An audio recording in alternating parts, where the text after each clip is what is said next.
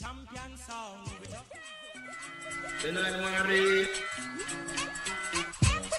The Alkebu-Lan Revivalist movement presents Africa Speaks with Alkebu-Lan on Galaxy Radio 102.5 FM and GalaxyAfiri.com, the only de-brainwashing station. Weekly discussions and live debate on all issues affecting the African community at home and abroad. Tune in Mondays 8 to 10 p.m. and have your say as we talk it straight and make it plain. It's live, it's hot, it's scintillating, it's real. It's Africa Speaks with Alkebu-Lan on Galaxy Radio, the only de-brainwashing station. Tendai Mwadi, be thankful unto God. Greetings, Galaxy family. You're tuned into Africa Speaks with Alkebu-Lan. Hosting tonight's program is Brother Shakara and myself, Sister Kai. It's Monday, the 27th of June, and it's 3 minutes past the hour of 8. Alkebu-Lan is known for keeping its finger on the pulse of the community, addressing the most pertinent and controversial issues some radio stations just won't touch. So keep it locked on 102.5 FM or www.galaxyafiri.com and join us for the next 2 hours by calling 07923 334 515. Alternatively 07399 359 614. Tendai Mwari. On Africa Speaks with Alkebu-Lan, we talk it straight and make it plain. This show is not for the faint-hearted. This evening, brothers and sisters, we will be discussing, after Brexit, what is the black agenda? After Brexit, what is the black agenda? Let me take this opportunity to welcome my co-host, Shakara. Tendai Mwari, greetings and welcome, Shakara. Tendai Mwari, greetings, Mbandaka, greetings to all the Africa Speaks with Alkebu-Lan Galaxy Radio family, the only deep brainwashing station. Ankh, Uja, Seneb, life, prosperity, and health in the ancient Kemetic language. Uhuru means freedom. Rastafari, Hotep, African power for all African people. Tendai Mwari. Tendai Mwari, and how's your weekend been? Well, how's your week been, really? Yeah, very busy. Got a few events coming up, and also been taking in a holy. My Live Vision has stayed on BBC News since last Jammer Day, so okay. You know what I mean. So we've been taking in a lot of information while I was preparing for a lot of different events. So yeah, it's been blessed. So you've been Brexiting? No, I've been You've been remaining? My TV's been remaining on BBC News, but yeah, I've been none of the above, Mama Kai. As Brother Leader said, we're forwarding. You know what I mean? We're dealing with the forward motion. Ever, backward never. That's right. You know what I mean? Don't worry. Yeah. Let me also welcome our co-host. Nope, take it back. Let me welcome our resident guest, the spiritual leader of the Alkebu-Lan Revivalist movement. He's also co-chair to the Interim National African People's Parliament and UK ambassador to the UNIA-ACL, Papa Garvey's organization under the leadership of Baba Senghor Jarawa Baye. Welcome, brother leader Mbandaka. Tendai Mwari.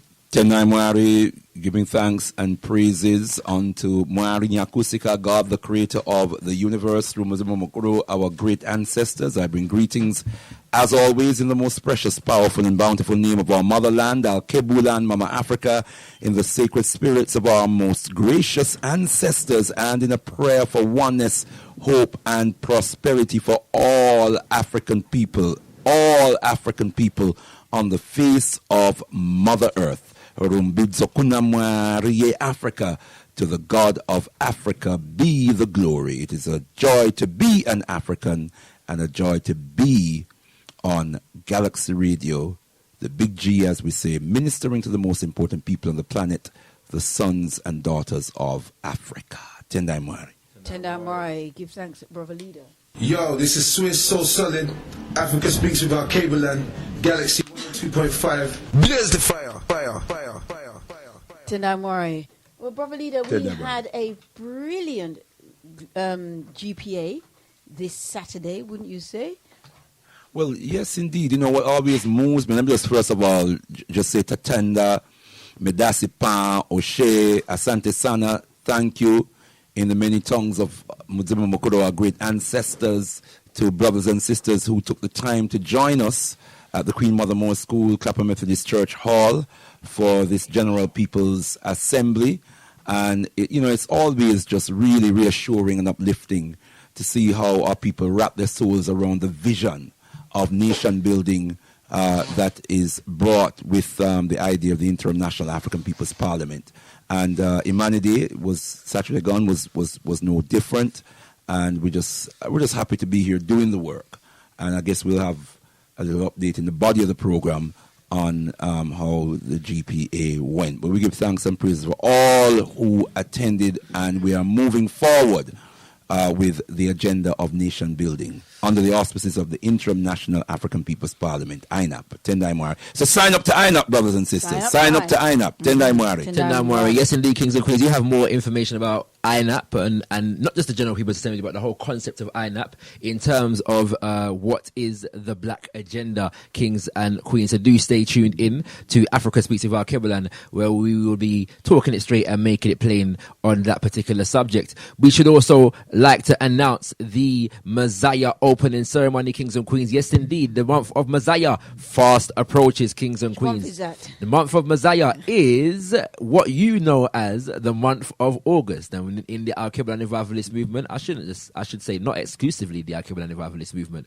but fast is becoming popularized in the African world. Just to refrain from referring to the 8th month of the year as August and begin referring to it as the month of Mosiah, as designated by the Alkebu-Lan Revivalist movement under the leadership of Brother Leader Mbandaka in 1997 to 1998. But this year, Mosiah opening ceremony takes place on Friday the 5th of Mosiah, 2016, and at the Chestnuts Community Centre, 280 St Anne's Road, Tottenham, N15 5BN. Admission is free and the ceremony starts at 6:30, Kings and Queens. For more information, you can check alkebulan.org/Mosiah 2016. Once again, that's ALKEBULAN.org/Mosiah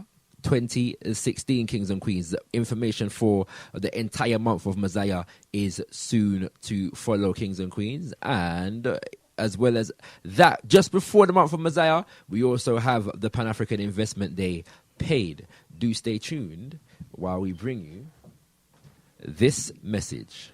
The Alkebu-Lan Revivalist Movement Youth invite you to PAID, the Pan-African Investment Day, putting black group economics into action.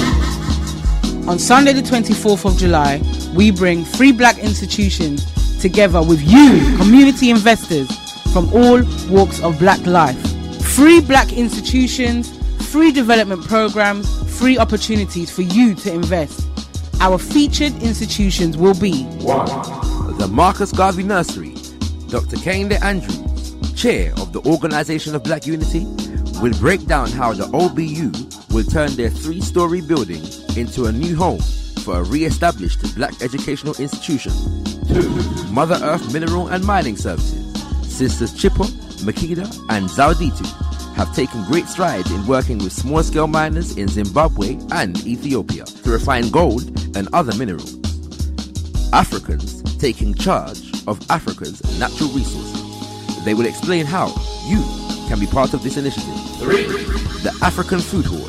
Brother Sunjata will break down the process through which his organization, the African Family Works, will establish black-owned supermarkets and grocery stores throughout the UK. You will have the opportunity to listen, inquire, and invest. PAID takes place on Sunday the 24th of July 2016 from 1 p.m. to 8 p.m. at the Caribou Education Centre, 7 Gresham Road, Brixton, SW9 7PH. To book your space for this most important event, visit alkebulan.org/paid. That's ALKEBULAN.org/paid. UNIA-ACL.org/paid. For stalls, advertising and sponsorship inquiries, please call 07-834 260 588. This is an event not to be missed. PAID, the Pan-African Investment Day, putting black group economics into action.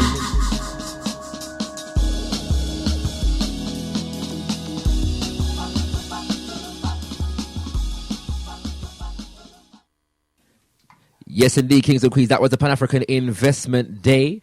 You can get more information, as was said, on the Pan-African Investment Day at alkebu-lan.org/paid.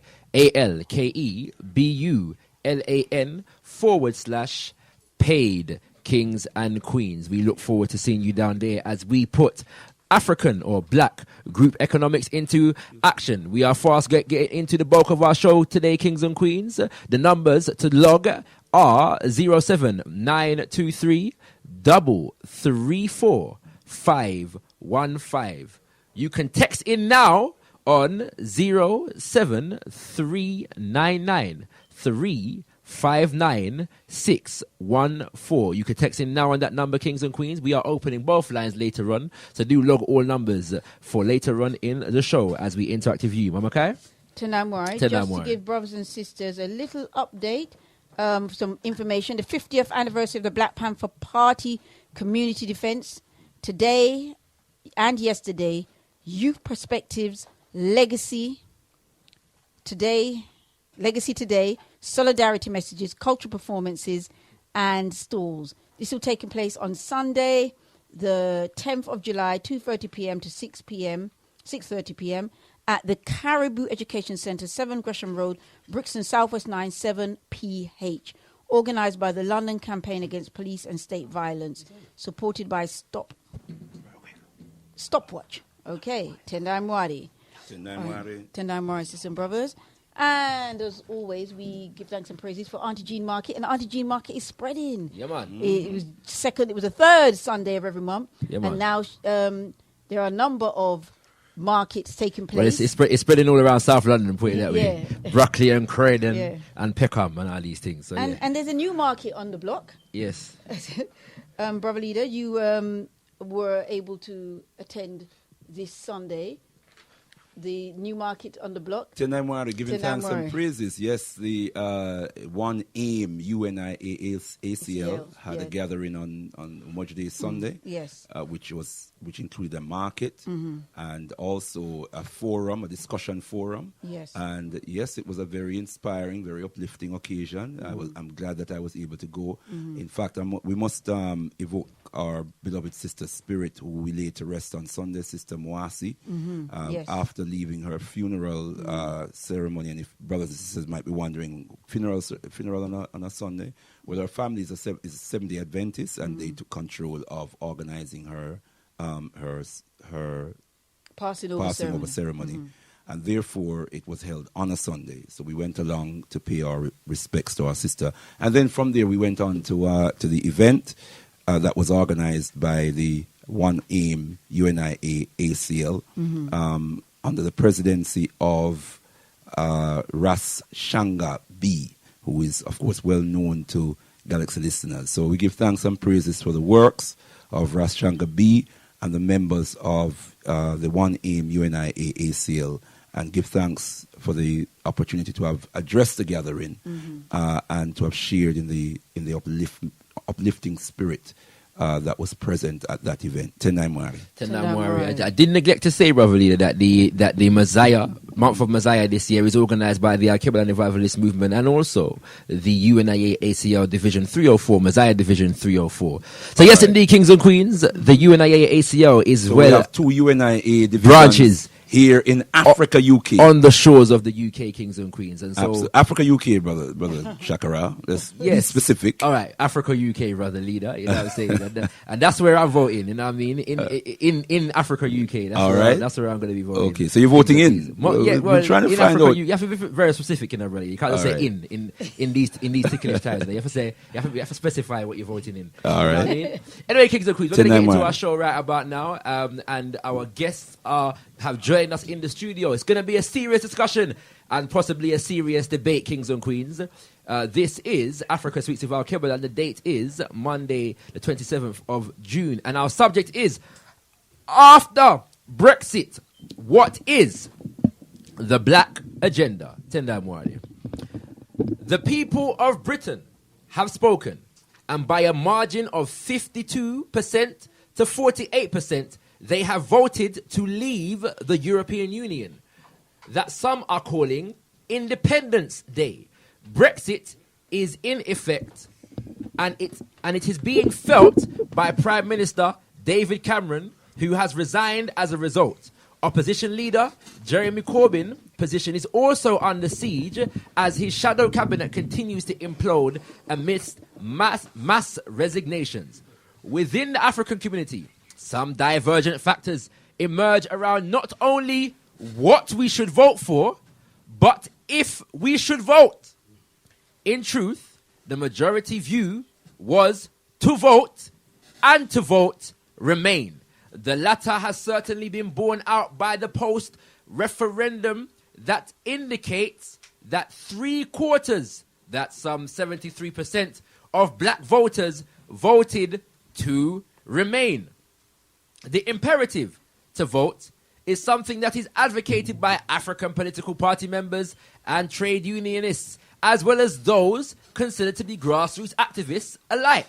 As former London Mayor Ken Livingstone's advisor on equality and policing, Lee Jasper, opines, quote, "To leave this decision to others to decide constitutes a profound abrogation of personal responsibility on a matter that, once decided, affects all of us the rest of our lives, for the rest of our lives. The decision to stay in or leave the EU affects our children, grandchildren, and generations to come.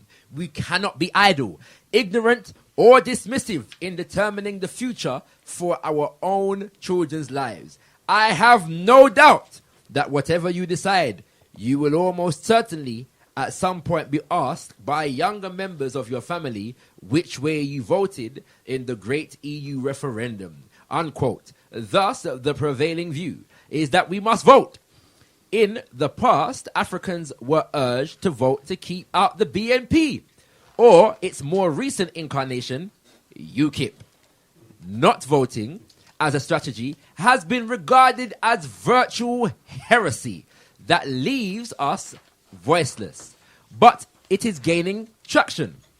On Africa Speaks on Galaxy Radio on the 13th of June 2016, Brother Luwezi Kinshasa, Secretary General of the African Socialist International, asserted, quote, "This is not our agenda, and the outcome of the referendum will not change anything for the masses. This is not our agenda. Our agenda has always been, from day one, to keep control of our destiny in our hands, which means to achieve state power for ourselves. I am not voting. It's not our agenda. Not at all. What we need to do is continue to organize. There's no shortcuts," unquote. Speaking as the UNIA-ACL ambassador for the UK, Brother Mbandaka declared, quote, "Where do you get the idea from that our vote really matters? If you don't have a power base by which to drive home your advantage and hold the government of the day to account, you ain't got no talk, you ain't got no say, you ain't got no vote. Your vote is wasted and is a wasted and a vain exercise, and we're voting for either the devil or Satan," unquote. In revisiting the debate featuring tonight's guests that was played out on Chief Pakombla Baye's interactive show on Galaxy Radio, 19th of June 2016, we explore the main perspectives. 5 decades of political engagement have brought 13, that's 9 Labour and 4 Conservative African MPs out of 650, around 2%, with about 4% of local councillors designated as, quote, ethnic minority, with there being no long-standing independent national African institutions to speak of.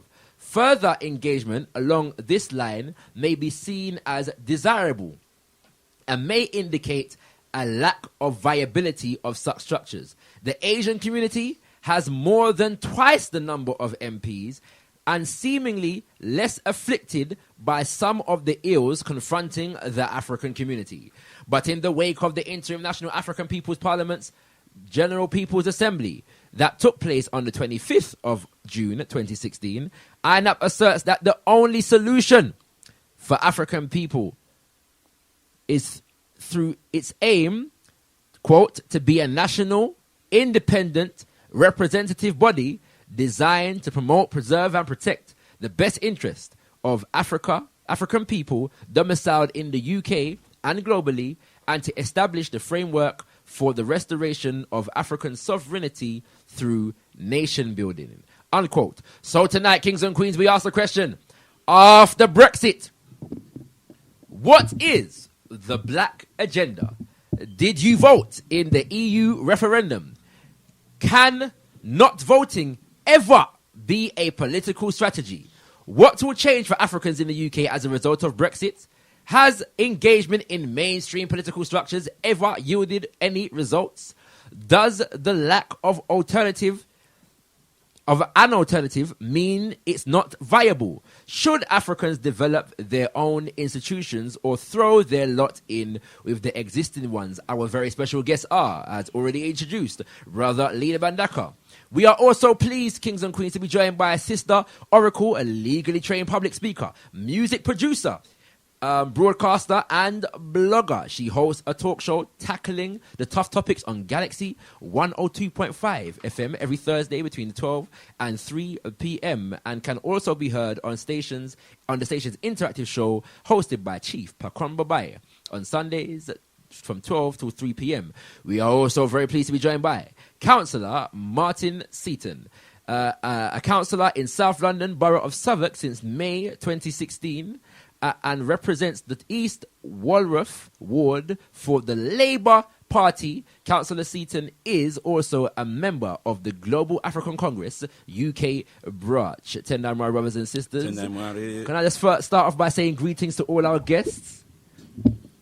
It's good to be here. Greetings. Indeed. Yes, Tendai Mwari. Tendai Mwari. Thank you for joining us. Thank you for joining us. Rolls off the tongue so well, my sister. So beautiful. I'm learning. Most definitely. We're all learning. Sister. All right. Okay, I'm going to read out the numbers. I want to set some ground rules, okay? But numbers to call, kings and queens: 07923 334 515. You can text us now. Text us right now on 07399 359 614. If you would like to check out all our questions and including our entire show spec, check out alkebu-lan.org/Africa Speaks. Yeah, once again, alkebu-lan.org/Africa Speaks. Okay, guests, the three of you had the streets talking since last Sunday.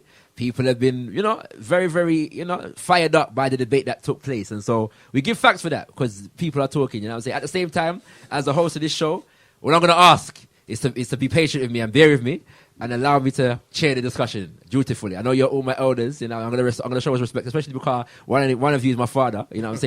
Obvious deference is to be shown, but I ask you. No bias, no. No bias, that's right. I'll monitor that. In that spirit, I ask you, please don't put me in any compromising positions, in particular the paternal source, all right? So, brothers and sisters, I'm going to ask first and foremost, listeners may know the answer to this, and if you feel comfortable, because I know voting is considered a private matter to some, stating if you did vote and if you did vote, what you voted, that's just to start with. Let's start with that. So we start with Sister Oracle.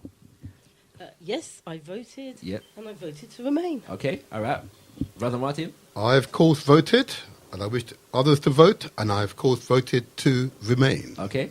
Brother Leader. Tendai Mwari. Well, as I said, I was neither going to vote in or out. I was going to vote forward ever, backward never. And I think it's a backward step to vote for one or an one or another faction, Yes. Both of which have a history of oppression, exploitation, and degradation of African people. Okay, if you're a regular listener to Galaxy, you probably knew that already. That was just for the new listeners, people that may not, people that may not have known your positions, yeah? Now, I'm going to come back to you, Reverend Martin, just to say, obviously, our two guests in the studio that did voted to remain, and the decision went against both of what you voted, yeah? So, in respect of that, what do you see as the primary implications, let's say, of the Leave vote? Yeah, it's particularly in relation to how it affects black people. How are black people going to be negatively affected in this society as a result of the Brexit triumph or victory? Either one, you can take it first.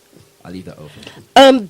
The Brexit vote was never about Brexit, and we're not leaving the EU. We're just going to go in through a different guise, but we're going to have a really rocky period because the political turmoil in this country, not the EU, forget about the EU, this is not about the EU anymore. Political turmoil in this country has imploded, and it was going to implode, and I wasn't upset by the verdict. I expected the verdict, because the most important thing that's happened in this country, and listeners who are older will understand this, we lost the working class. Right. And we never spoke about the working class. So they have been simmering. When you say we, who's we? We people who consider ourselves to be workers. Right. Right?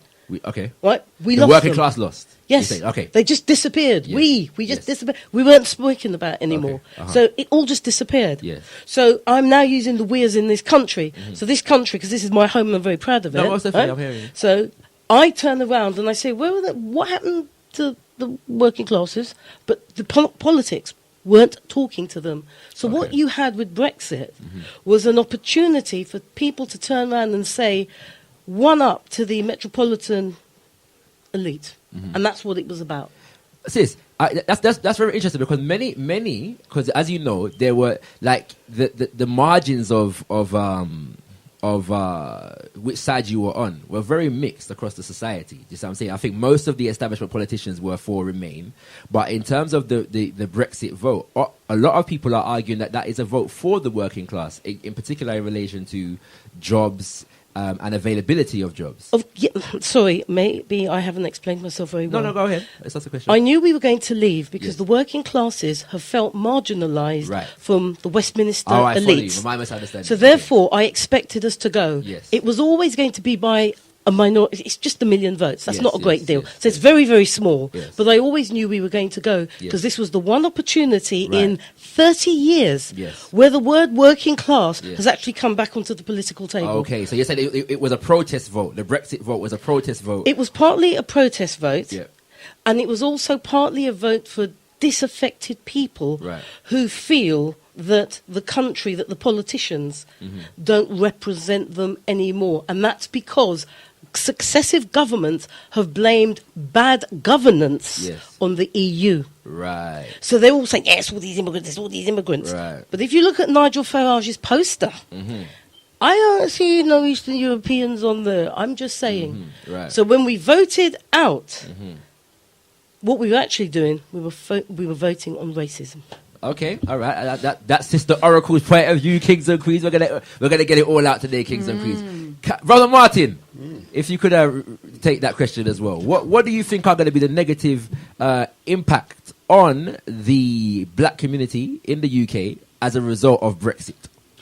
First of all, I'm a politician, so I don't normally answer questions. You know that. Oh, indeed. It's okay. But I'm glad you admit that, though. It's fine. Rather uncharacteristically honest of a politician. Oh, you know what I mean? Secondly, I think I want to give honour and praise to Sister Kai. I've not met you for a long time. I want to give honour that you're there, sitting there quietly. Okay, maybe I'd like to hear you talk sometime, but it's good. Good to see you. I do talk. Don't worry. Obviously not a regular listener to African Speaks with Alkebu-Lan, brother. I apologise. All right. I came here, having been to a local community meeting, but I told him, look, I've got to go somewhere important. That's why I'm here tonight. Thank you very much, sir. Okay, but to answer your question indirectly, and I think I want to put in some context there, and I think, if I may refer to your father, of course, with opening statement. I consider your father someone who I've known for many years, okay? And consequently, I have a intuitive affinity to what he says, okay? And it's always difficult when we're not on the same side of a discussion, a dialogue, okay? It's always difficult. And the reason why it's difficult is this, because intuitively, what he says is 1,000,000,000% correct, okay? Okay. The strategy, of course, is my side. Right. So my initial question, and I've got to bounce it back to you, because I think it's important, this is my first time to visit this studio with you in control, is Alkebu-Lan. I might have asked you this many years ago. Yes. Is it a religious organization? Okay? Is it a specific African cultural heritage organization? Or is it a political party in the coming? Okay. And there's a reason why I ask that question, because normally when I'm on the doorstep, I want to understand people's aspirations, their needs, and what it is they want to get out of society. Okay? And once I understand that, I have a context in which to respond to their questions. Right. Okay? I've listened to the show occasionally in the past. You've brought up a brilliant, you both have brought up a outstanding child here. My son, okay? Looks like my son here, okay? So he's wonderfully articulate and been brought up in the way and the political viewpoint that you both have expired, okay? But in this context, I want to understand, am I talking to a religious organization? Am I talking to a political party? Or am I talking to a cultural organisation that seeks to promote African culture here in the UK and beyond? Okay, we'll get Brother Lee to answer that in a second, Councillor Martin, yeah? Because we're coming to Brother Leader, so I'm sure he'll be glad to answer that question. What I want to get from you though, bro, is why, let's look at it from this perspective. What motivated you to vote Remain? Okay. Again, the context, first of all, I've also been a councillor since 2006. I thought that. There's not a problem. But I entered public life roughly the same time Alkebu-Lan started, going back 20, 30 years ago now. Huh? Okay, all right. So that's the context I operated, okay?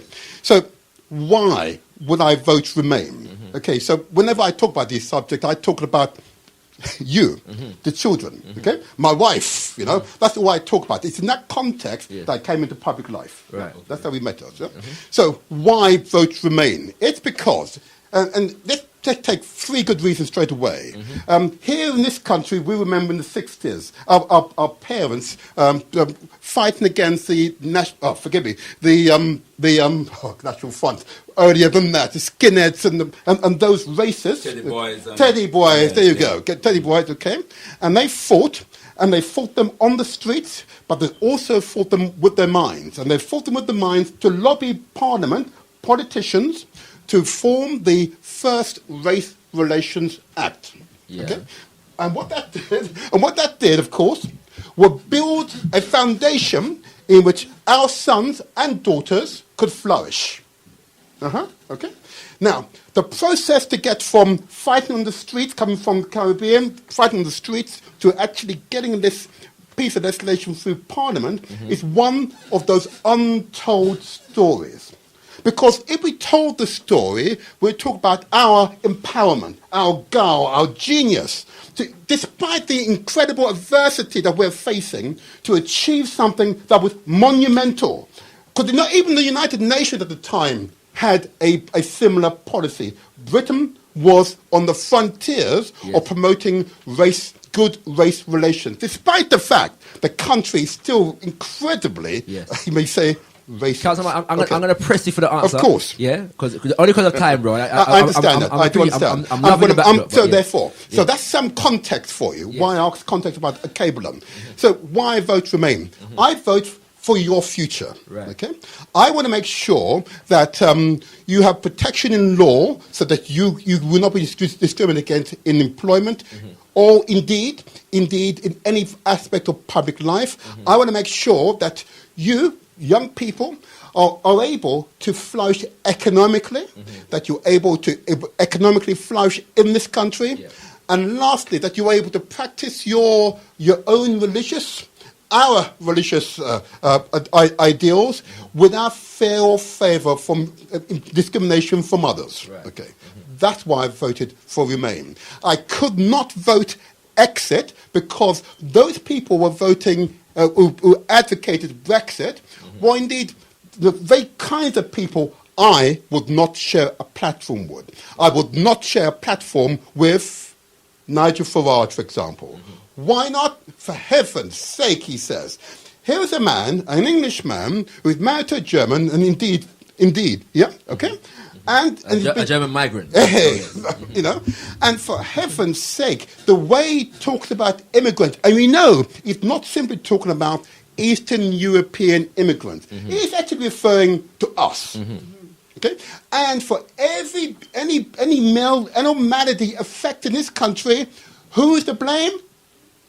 Us. Okay, that's the context in which that campaign was weighed. And I could not, in all consciousness, because I'm aware, and I love you dearly, regardless of anything else, I love you dearly, and therefore I've got to vote for a position that enables you to retain the protection that's been accumulated over 30, 40, So you're 50 saying that years. the EU provided that protection? It does currently, yes. Right, okay. We're going to come back to pause that. there. We're going to come back to that. I'm going to come back to Sister Oracle quickly before we go to Brother Leader, just to ride off of that particular point, because on Chief Pakam Rabaye's show, you were, or should I say the interactive show, you mentioned it appeared to me as though, from your perspective, the EU provided particular protections with regards to women in general and black women in particular. Correct me if I'm wrong in saying that, first and foremost.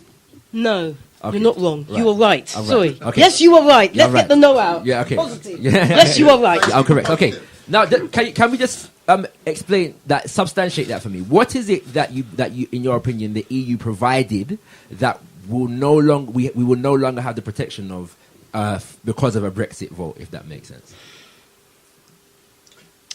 There are a couple of things that are of concern. The first one is employment legislation, which has been very good at getting black people into jobs in this country, is going to go.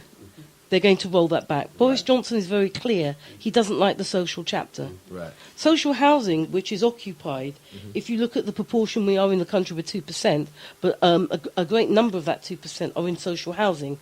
There will be no more building of social housing, so we are going to be looking at black people having a rise in homelessness. Yeah. With regard to women, women often do the part-time jobs, the temporary contracts. I'll go and do that for 2 weeks, then I'm going to go and do that for 6 weeks because I have to put food on the table. Those jobs had to be paid exactly the same. There had to be parity with somebody who did the job full-time. You also had to have things like lunch hours, same sort of holiday rights. That will go once we take away the social chapter. Yeah.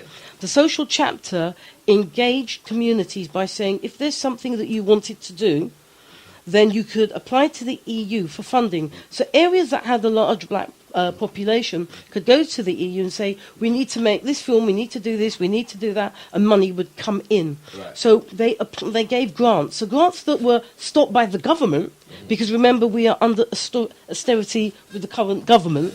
So government funding where it stopped in England was provided by the EU. And a wonderful example, bear with me, I've been talking all day. A wonderful example are refuge facilities for black women. We're battered left, right and centre, and where the government in this country said they're not putting any money towards it of women's sanitary products, you could have nipped over to the council and said, use your EU funding to give us some support so we can open up a refuge. Right. That sort of thing. Okay. All right. Thank you for that. Well, I just wanted to add one thing. Go ahead. Nigel Farage's parents were migrants. So it's not just his wife. From where? I think his mother was German, actually. Okay. And I can't remember where his father was from. But it might have been Poland, but his parents were migrants. All right. Give thanks for that information, Sister Oracle. Very, very informative. Okay, Brother Leader. Tenamwari. We spoke about the INAP General People's Assembly, and you said at the INAP General People's Assembly that there are probably benefits and what's the word you use? Benefits and deficits or something like that on both sides, or liabilities on both sides of this debate. But you said you suspect that on both sides the liabilities probably outweigh the benefits. Yeah, substantiate that for us, Brother Leader, in terms of what would be the liabilities on both sides, whether it's Brexit or Remain, that would outweigh all the benefits that our guests have just suggested that there were with the EU. Well, Tendai Mwari, let me just make it clear. The point I wanted to drive home when I made that point in the General People's Assembly is simply this, that both the EU, the European Union, every European country, including Britain, and Britain itself as an independent or a separate independent national entity, have historically been oppressive forces as far as African people are concerned. And at any stage of history, when you do an assessment of the impact of the social forces of the society, this society, France, Germany, and you see the conditions of African people, politically, economically, socially, we have always been at the bottom of the pile because of the very nature, the oppressive nature of the society in which we live. So whatever advantages we can qualify or quantify, the bottom line is that we are reduced to a position of second-class citizenship. If the educational outcome for our children and young people is the worst of all groups of people in this society, well, it is true. Last time I checked, it was true. But suppose it's the second worst. I'd like to hear you. I'd like to hear you qualify that on Galaxy Radio this evening.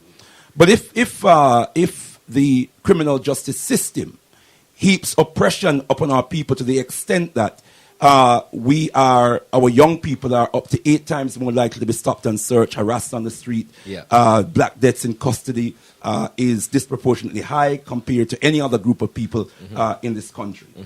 You look at housing, employment, the statistics are worse for African people. Yes. All of that indicates not only that we are experiencing conditions of oppression, but that we are existing as second-class citizens at best. So whatever benefits, whatever advantages, disadvantages we can qualify or quantify, the bottom line is even our life expectancy, our health condition in this society, health-wise, there's so many diseases that we disproportionately suffer from. Prostate cancer, hypertension, renal failure, all of these things that we take for granted because we hear black people suffer from this more than any other people, black people, sickle cell anemia, conditions like those that the health service seem reluctant to put sufficient resources into investigating and providing proper service for our community. But some might say, and Councillor Martin was saying earlier, in terms of the safeguards that the EU provided, in the sense of the fact that one of the ways that that we would remedy that was by remaining in the EU, because they have certain laws, human rights laws, that are written into the EU Charter that don't exist in British society. And notwithstanding those human rights laws, we are experiencing these human rights deficits. Right. Notwithstanding these human rights laws. Now, we are not organized as a people, as a nation of people, as a community of people, to take advantage of those human rights laws. Yes. Yeah? This is my point. Where is our power base? All right. To commandeer the advantages of these human rights laws. And let me just throw something else in. They talk about the provisions from the EU. The EU has a budget of some 10 billion we hear being talked about. Right. The spending capacity of Africans in the UK is 40 billion. What would it mean to us as African people if we could organize ourselves as a nation of people and harness that 40 billion, channel towards serving our own interest? We're going to come back to answer that question, Brother Leader. For now, I'm going to hand over to Mama Kai. Sister Oracle, now Brother Shakara just asked you a question about the impact on women and the implications for women by coming out of the EU. Now, when we look at a country like France, I'm not a Muslim, I'm not even pushing whether we should cover our faces or not, but they have a ruling in France that women are not allowed to wear the burqa or the hijab in public. They are in the EU. Isn't that a violation of women's rights? Do you know, I love you for asking that. No, I mean that, because you have asked one of the best questions I've ever heard about the EU. We are not governed by the EU. We are sovereign. And this debate that we've had at Brexit has been so fascinating because people will have you believing that the EU are telling us what to do. It doesn't. What it says that in terms of employment, to avoid a company going and getting cheaper labour in Norway, everybody has to pay the minimum wage. And to avoid people getting around paying the minimum wage, you can't therefore employ part-time workers. So all workers have the same set of rights. In terms of what it does for women, because we are the part-time workers, as I said, we are the contract workers, it protects us. But nothing overrides national law. So in France, at a national level, they're allowed to introduce that. And what needs to happen is it needs to be challenged in the European Court of Human Rights, which we will be opted out of very shortly. So national law is not necessarily overridden or less sovereign because we are in the EU. And that's why I loved your question, because a lot of people don't understand that. We're not governed by the EU. Parts of what we do are governed by the EU that we have agreed to.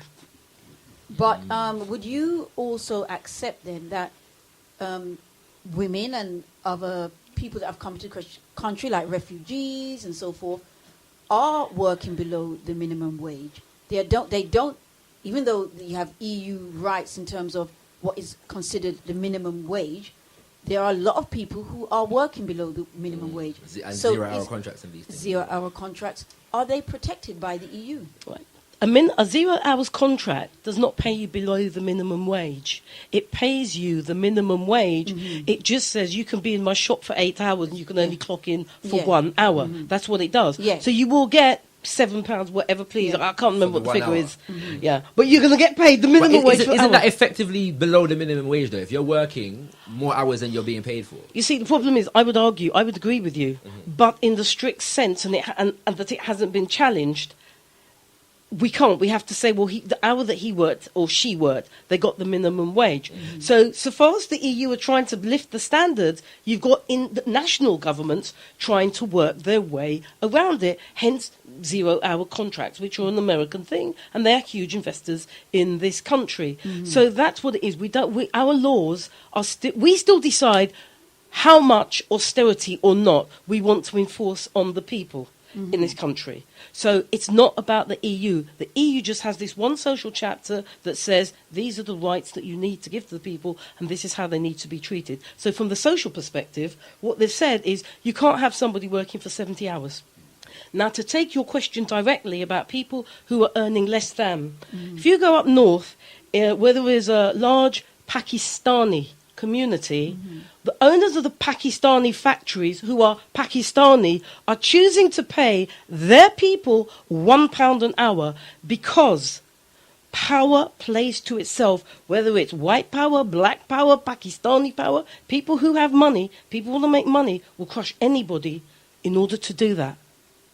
That's why you have people not paying enough. That's why you had, is it Mike Daly, up at Sports Direct saying, I didn't know that was happening. He's a billionaire, does he care? It was the unions that brought that up and brought it to Parliament. So far as we're trying to fight to get a social chapter and keep it going, there are people of all persuasions who are trying to dodge it. So that's the first thing. But I wanted to address something that you said, Brother Leader Mbandaka. You just said how much money black people have in the community. And at the same time you said we're the poorest people in the community. And what it is, there are sections of our community that are poor. In terms of academics, it's Chinese and Nigerian students in this country. If you've got Chinese or Nigerians in your school, it's over. Your children will come up to a higher standard. The people most affected in this country by education happens to be white children white working class children or white trash. I'm not saying that to be offensive to white people. I'm using the term that they're identified Trust by, me, sis, you don't by need to their apologise own. on this show. That's the first thing. And the second thing is, you spoke about black people being affected. The people who are dying at a rate of knots are 56-year-old Glaswegian men. The average age for death is 56. We're not falling out at 56 in this country. That's it. Over to you, my brother. Okay. Unless my sister had something else for me. No, that was that for now. Tendai Mwari. Tendai Mwari. Can I just say, if we're going to make comparisons, we compare like with like. You don't compare white working class children, and as far as I understand it, it's white working class boys that the media puts emphasis on, and that the various sources claim that are doing worse in the educational system. Well, you don't compare white working class boys with black children across the board. You compare white working class boys with black working class boys. Then you have a valid statistic. I'm giving you the statistic. A valid comparative statistic. Nigerian children of working class descent in this country, children who have just come here, are excelling at school along with their Chinese working class counterparts at far greater rate than white working class. Furthermore, you don't compare groups of a race of people with a whole race of people. If I'm talking about African people and our life expectancy in this society, I'm comparing that with Europeans. I'm comparing that with Chinese. I'm comparing that with Indians. I'm not making that comparison with one section of a particular racial group. If we're talking about racial statistics, well, let's do racial analyses. Tendai Mwari. And not analysis based on nationalities. We do need to move the show on a little bit, because our question specifically today is what is the black agenda in light of Brexit? So the decision was already in, so I'm going to be coming to that. I do want to just touch on that point though, Sister Oracle, in the sense of the fact that I think you're correct in terms of the society nowadays likes to make a distinction between black Caribbean and black African, quote unquote, and the fact that so-called black Africans, particularly Nigerians, are excelling in education. But it would also be true to say that over half of young black men in general who have qualifications are still remain unemployed. In that respect, that statistic came out last year as well. Do you see what I'm saying? So, I know we got huge unemployment. Yeah, it's called austerity. But my point being that academic achievement doesn't necessarily equal economic affluence, if that makes sense. That was not the question. What I was responding to was the fact that I was told that black children are not doing well at school. At the bottom of the academic table, we're not. No, I thought you were relating that to the economic state of the Can I just say? Can I just? I'm just in response to that. Take that very quick, and then we're going to Councillor Martin. Yeah, as I said before, if Sister Oracle wants to assert at that point, then she must make the point. And I'm putting it to her, to Sister Oracle, I'm putting it to you, my sister, that you have not made the point by isolating white working class boys. That does not make the point that black children, African children across the board, if we're doing racial analyses here, are the least achievers, the lowest achievers in the British educational system. No, we're not. Well, they are, compared to Europeans, compared to no, they're not. Compared to Asian children, compared to European children. Okay, they are. Stick a pin only because the Councillor Martin needs to come in, and we need to move on. And here is the problem. Here is the problem. You see, I have to engage my people. With the view that we have incredible power. We are geniuses, okay? We are artistic geniuses, we are academic geniuses, we are theological geniuses. That's my perspective. Okay? Right, okay. Therefore, I will never say in public that my children are the bottom of the bottom of the bottom. I get no pride from that. I'm concerned with what are we going to do about it? Because you cannot gain a positive outcome by constantly reciting figures that are 10, 15 years out of date, because many Africans are involved in the education system, teachers, as well as governors, myself, to be a part of that change process, to challenge the education system in such a way that they have to deliver the professional service to our children and not blame our families, our social circumstances for our children, some of our children's underperformance. It is the school's underperformance. It is not the child's underperformance. So when I look at this, I look at it as a school management issue, okay?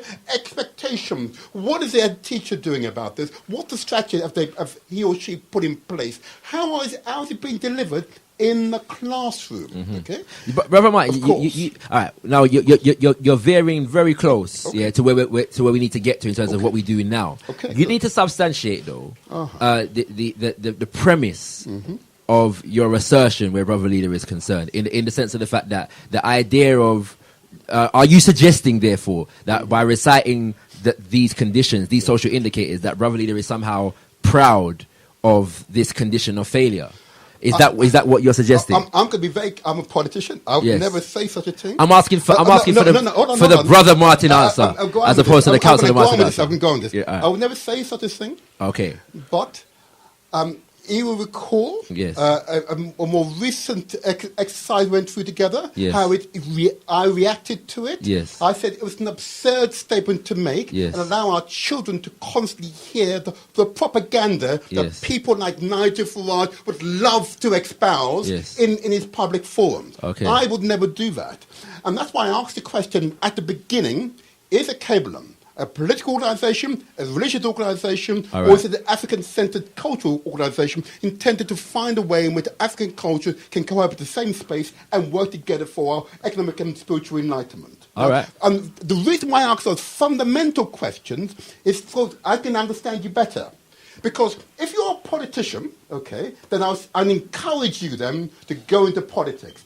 If you are a theologian, I would encourage you to expand your base. If you are an African-centric culturalist, okay, who wants to encourage African people to come together so we can work for our betterment, then I would encourage you, and I wish to help you to deliver this. But when it comes to politics and strategic matters, this is what I do. Okay. Therefore, there are certain words, if I may, there are certain words that I will not use. Even though they may have some currency elsewhere, they bear no relationship to the fact. Today, there were 4 TRAs that I attended. What's a TRA, bro? Oh, forgive me. A Tenant Residents Association, okay, which I've just attended their meetings, okay, in my ward, okay. And I've got to tell you, Africans are there leading the TRAs, controlling public money and deciding for themselves how that environment will be shaped and perform for their families. Now, these are stories which we don't talk about. What we tend to talk about unduly, influential people who I have the greatest respect for tend to simply talk about our people in the context of our deficits. Okay, the deficits are indeed present, but they're not profound deficit, because our genius, we've got the greatest minds, we're the most creative people. When it comes to theological and spiritual matters, there's no other peoples that can compare to us. I am proud to be an African. All right. There you go. Let me just read the text number one more time. 07399 359 Once again, Kings and Queens. That's 07399 359 614. We're going to open the lines in about 10 minutes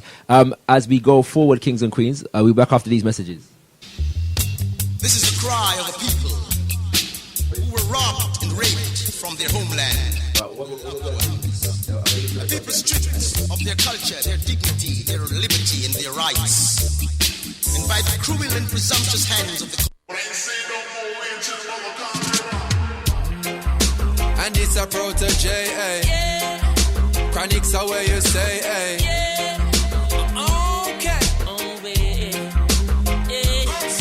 Who knows? I just go where the trade wind blows, sending love to my friends and foes. And I suppose I'm pleased to be chilling in the West Indies. Jah provide all my wants and needs. I got the sunshine, rivers and trees, green leaves. Hey. When me message and me see a way. Drastically straight from hypocrisy, I say, hey. Every man to them own a philosophy. I live the proper way and then me read a chapter daily. Man, they in a city hungry and no eat. And food they down a country does a drop off of the tree. Yes, indeed, Kings and Queens, Sounds of Protege featuring Chronics. Who knows where Brother Leader will be voting in the next general election. Yes. Now we're talking. Indeed. Now I'm going to have a shout. All right. Brother Leader, just if you Councillor Martin saying that you got a defeatist attitude, you're telling people about them problem. I'm forgetting the phrase that you used on the interactive show. The passive aggressive. The passive aggressive method of political engagement, Brother Leader. I'm always a man of hope. I'm waiting for the moment when Councillor Martin sign up to INAP. I know it's going to happen. Okay. So it's a question of when. And Sister Oracle, I know it's going to happen. It's a question of when. I've never had any doubt. So that's just one example. Yes, Councillor Martin said a lot of things. But let me just home in on this. I mean, we are, as a movement, we are known, the Alkebu-Lan Revivalist movement, are known for the work that we have done, amongst other things, with children and young people in this community. We have a Rites of Passage program. We have educational programs. Saturday school, we now have a homeschool network. We're educating children, actively educating children 6 days a week. We crown our children. When they come into our class, come into our school, the first thing we do, the first ritual is a ritual of crowning. We crown them as princes and princesses to give them that sense of their own royalty. Yeah? We teach them about their history, about the great accomplishments of our people. We if you ask, you go up to an Alkebu-Lan child from any of our schools, say, who wear the crown? They'll say, I wear the crown. What kind of crown is it? A crown of African glory. They'll tell you these things. If you ask them, what is the ultimate purpose of learning? They will tell you, they will tell you to draw out the power of the mind. Whose mind? My mind. Who has the most powerful mind on the planet? I do. Why do you have the most powerful mind on the planet? Because it is my mind and I'm in total control of it.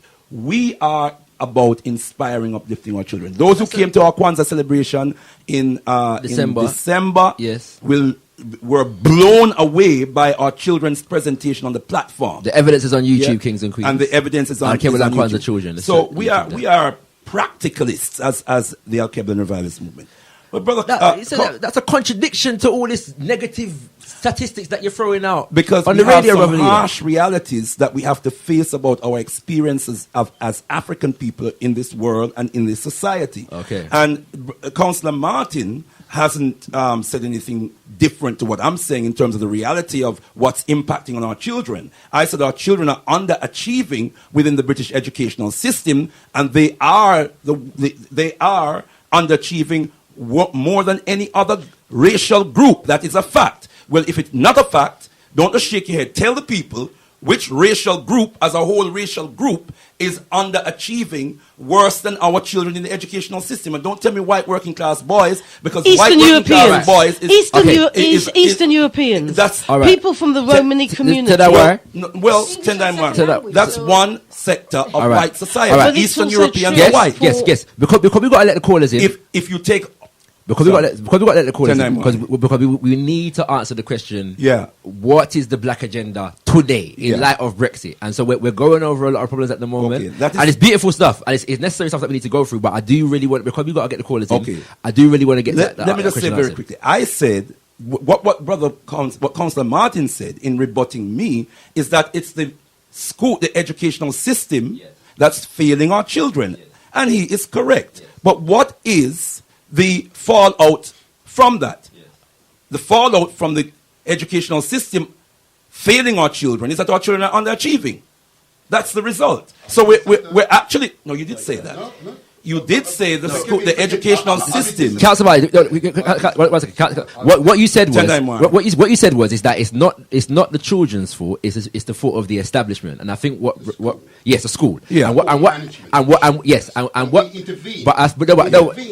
second, Brother Martin. One second, Brother Martin. Just to clarify.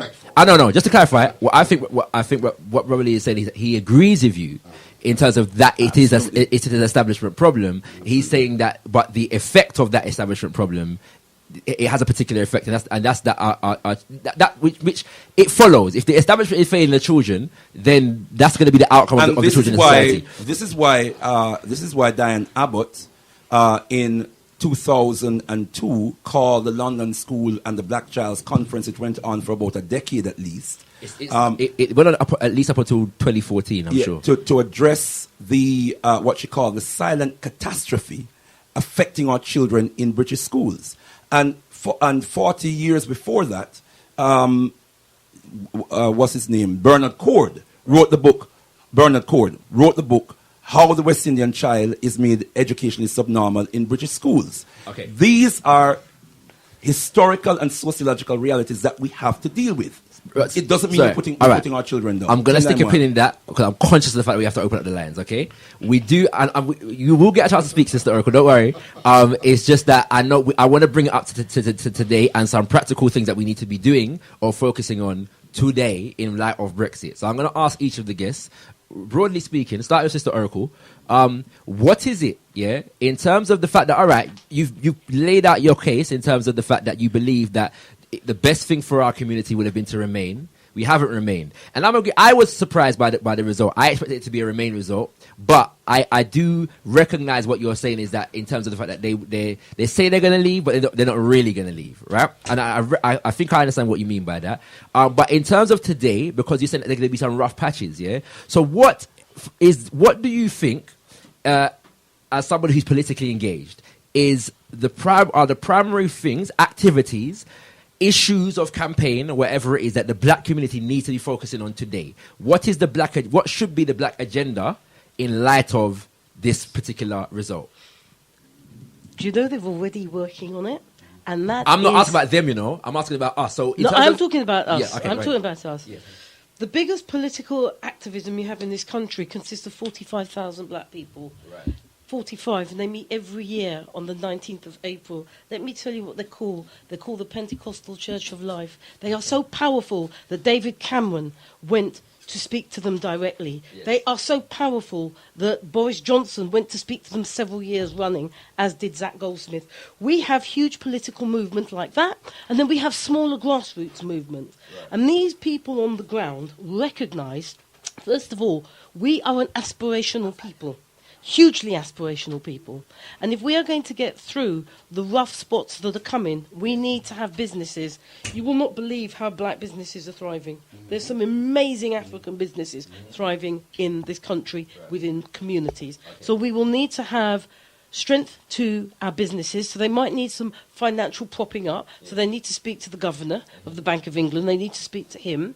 We need to be looking at what protections can we get. Now, I use the word protections because there's something that has concerned me throughout this EU debate, and that is the Brexit camp have said we don't want the EU migrants, but we want closer links with the Commonwealth. Well, frankly, you dumped them years ago, and now you want to go and take liberties because the Chinese are in there.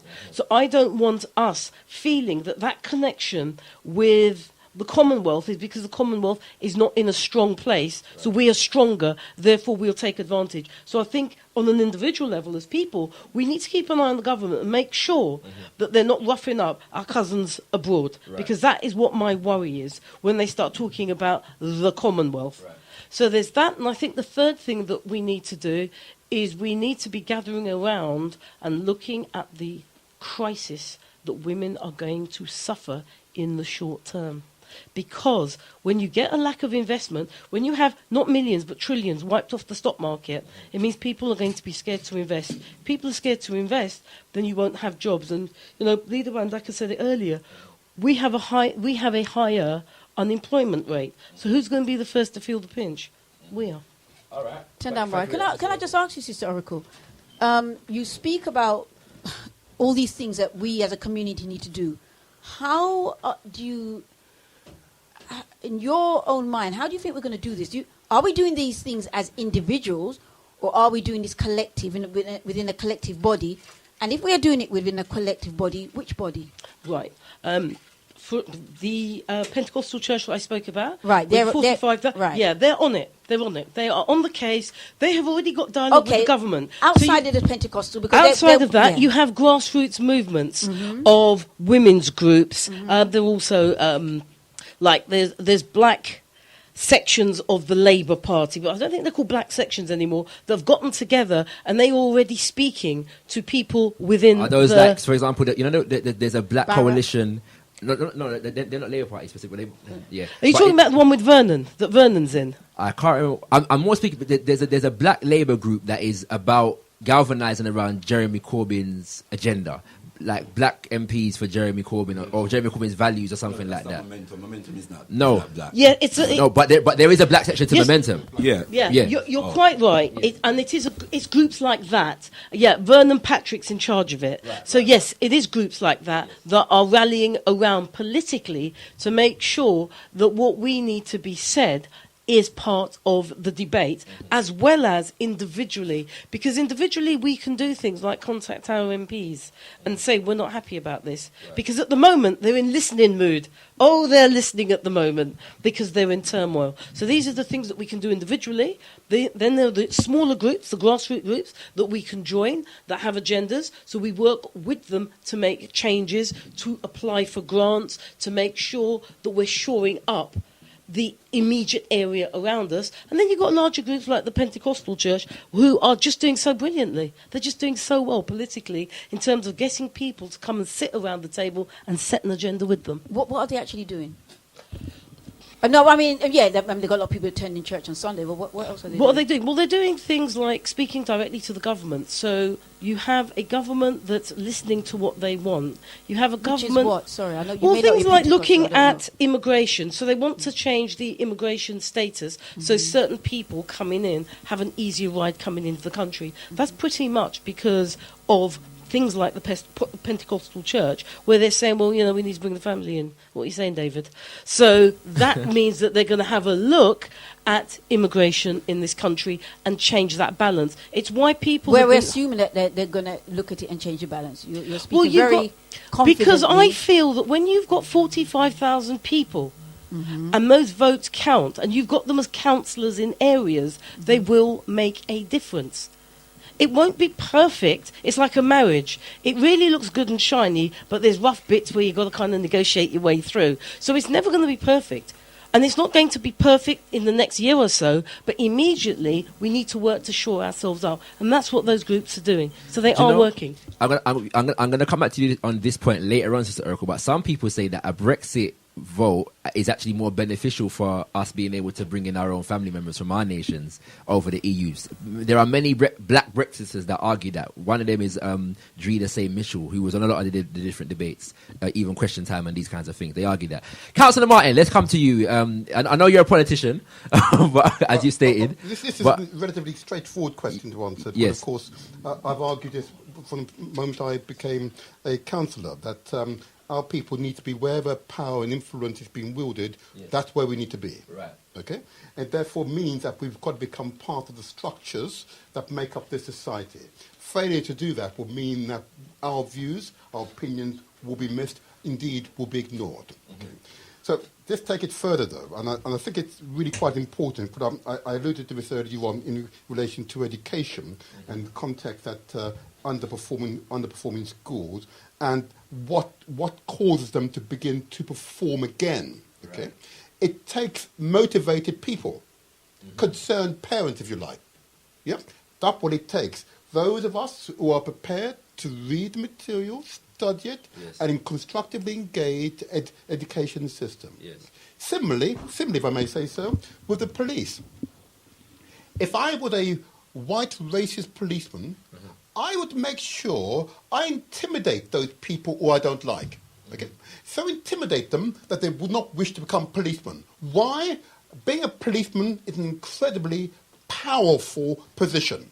You have incredible power. And I being a white racist policeman, would absolutely not want you to think that you can gain that power. So I would intimidate you again and again and again. And that's what we experienced in the 70s with the SUS laws, yes?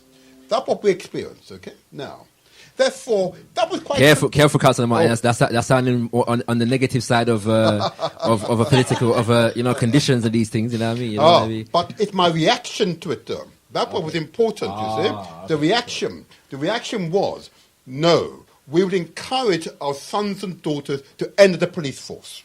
Yep. To enter the police force. Absolutely. But that's where the power is. But Councillor Martin, again, wherever power and influence resides, we must be bold enough, strong enough, and supported by those of us out there who have the ability to support to make sure that we're able to survive in an incredibly hostile environment.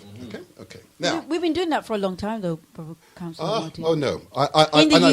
In the EU and out of the EU. So, but basically, what you're saying, to sum what you're saying, and correct me if I'm wrong, is that we need to look at the establishment. We're coming to you, Brother Lee, don't worry, and then we're going to open up the lines. We need to look at the establishment and the areas of power in the establishment, and get ourselves engaged in all of those areas. So that could be the police force, it could be the civil service, it could be politicians, it could be the banking sector, the business sector, whatever it is. We need black people to be in there. That sounds like what you're saying. I mean, a campaign to be able to do that. Not by themselves. Right. Not critically, not by themselves. Yes.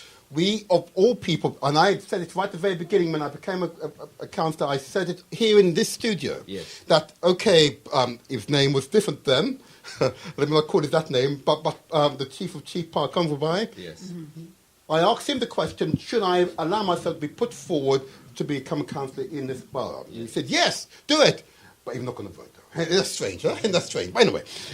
Okay. Now, let's finish this very quickly. Very quickly. Now, and what was important about that decision is that I made it clear to him, if I do this, I need your support. Okay? I need to be able to come back to you and bounce off ideas, opportunities that afford us because of the position I now hold. I need people who intelligently dissect it and give an opinion. Yeah? I'll come back again. I can't do it by myself. And if we work as a team, we can and will be successful. All right. There you go. That's very concise. I'm gonna quickly. Let me just read this quickly before you come back. It goes, the EU Court of Human Rights is not EU run. It's from the wing of the United Nations. Okay. Sister Oracle, I'm going to need to come to Brother Leader, and then we're going to have to open the lines. I'm sorry, but we do have to get the callers in. Literally. This is how quick I'm going to say it. Go ahead. I forgot what the point is now. Oh. I forgot the point. Okay, remember it. And before we open the lines, I'll come back to you, okay? Brother Leo, so what's the black agenda? Our sister and brother have said, have put forward their arguments. Let me start off with this. First of all, we don't have enough time this evening for this debate. No, we need another hour. We need a 3-hour community debate with the people present. Yes. But we're not going to accomplish that this evening. But I just want to quote what Councillor Martin said in his most recent submission, which is that we must become part of the structures that make up this society. Right, the society in which we live. What about creating our own structures so that we can build our own society? What about creating our own structures, so that we can control our own society? See, my problem with your submission, Councillor Martin, and the submission from my beloved sister Oracle, is that you're constantly relying on external institutions. Institutions that are run by governments, institutions that are run within societies whose agenda as far as African people are concerned is oppression, exploitation, and degradation. But so for example, what's the alternative? I'm coming to that. You know, we talk about laws. There's the letter of the law. Yes. And there is the implementation of the law. So you may talk about the European Union and all the wonderful laws that they have on the statute book. But how are those laws implemented in each of these European countries? Yes. In every single European country, African people are experiencing oppression, exploitation, and degradation. And the only way that we can take full of advantage of those laws that exist on the statute book is if we have the power so to do. And that can only come from organizing ourselves exclusively as a nation of people, pooling our resources, amassing the wealth, the collective wealth and resources, so that we can commandeer our own rights, because that's what we have to do. Right, let me just say very quick, just a quick example. Yes, I'll ask for some specific examples before we open lines. But I must touch on the example that Councillor Martin gave about joining the police force. Yes. As if, that is, some wonderful solution for our people. Yes. Now, our people have been joining the police force for at least 20, 30 years. Yes. Yeah? Conditions within the police force, put aside what we suffer on the streets with our young people. You, Shakara, has been a victim of police oppression. Definitely. I have been, your father, my father, your grandfather. Yes, and Sister Oracle putting it herself has as well. Suffered. And Sister Oracle and Councillor Martin are pointing to themselves. Yes. Okay? So, the police force, we joined the police force. Yes. Yeah? But what is happening to Africans who join the police force? They're suffering racism inside the police force, so much so that the turnover rate, Africans in the police force are leaving the police force 3 or 4 times more than their white counterparts. And in addition to that, the Metropolitan Black Police Association, it had got so bad. Conditions of racism had got so bad in the police force that the Metropolitan Black Police Association started to advise black people not to join the police force about 5 years ago. All right, so let me open the lines, because I hate opening the lines this late, because we like to interact with our callers, and I'm sure the callers want to interact with you all. So the lines are open, kings and queens, and we've only got 35 minutes left, so don't wait, don't wait for a few calls to get in. You have to call in now on 07923 334 515. Once again, that's 07923 334 515. Somebody's quick off the mark, kings and queens. You can also text in on the call in on the texting line, which is 07399 359 614. 399 359 614, kings and queens. Those are the numbers. The lines are open. We have a caller on the line. Yes, we have Sister Nehanda. Tendamwari. I haven't been able to tune into the show, so I'm not sure what the discussion has been so far. However, I'm aware you have guests from last week. Yes, we do. Brother Councillor and the Sister Oracle in the studio. It's not really questions I have for them, but mainly comments. And give thanks for the show also this evening. I think it's very, like I said, I heard the show last week. I was fortunate and unfortunate. Fortunate in the sense that it's good to hear debate around these subjects and about black people's political engagement in these things. However, it was unfortunate to hear the amount of divisiveness in their conversation. I felt it to be backward. I felt it to be destructive and non-progressive, especially as Brother Leader is highlighting the fact that we need to come together. He's broken down the fact that, he's asked the question. He said that we've engaged in this process, in the so-called political process since we've been in this country, and what have the results been? No one can answer him. Till this moment, I haven't heard any response, unless they was given a response today. I haven't heard it. But everything that was being put forward as a progressive movement for black people, of self-determination, self-empowerment, all I heard was objection towards it. And the brother in there who claims to be the councillor claims to be a Garveyite. I was offended by the fact that he claimed to be a Garveyite, for the fact that he was, you say you are a Garveyite, a black print has been put in place, a brother who has put his, like he pointed out, has given his life to the liberation of African people, and living by that black print, and all he has is an opposite conversation for that, a divisive conversation for that, a Eurocentric conversation for that, and for the fact that Brother Leader made it clear he hasn't told people not to vote, but he's saying to a disorganized people, if you're going to engage in an organized political system, then organize. That's the Garveyite basic 101 philosophy of race first, and he was totally against that. So I find it offensive that he calls himself a Garveyite. And secondly, the sister in there does not speak for me as a sister. What, sister Nahanda, I'm gonna ask you to land soon because we've got other callers coming through. But go ahead, make your point. Sorry. No, go ahead. Finish making your point. And yeah, and as a sister, she doesn't speak for me as a sister, or any of the sisters that I know. I do a sisters group in East London and West London, and a lot of the sisters, I had some of this conversation with them after that debate, and you know, a lot of the sisters couldn't relate to anything that she was saying in terms of, you know, us as sisters are suffering. We as an African family are suffering. They're sisters that are working very hard, and the little piece of work in tax that's meant to balance out the money that we're getting. When you catch a few shekels more, that money is taken away from you, and the rest of it is taken in tax. So then you're at a deficit. So I don't understand all these benefits that our sisters here are losing, and I thought it was very, again, divisive to make it a man-woman thing when this is a black African family thing.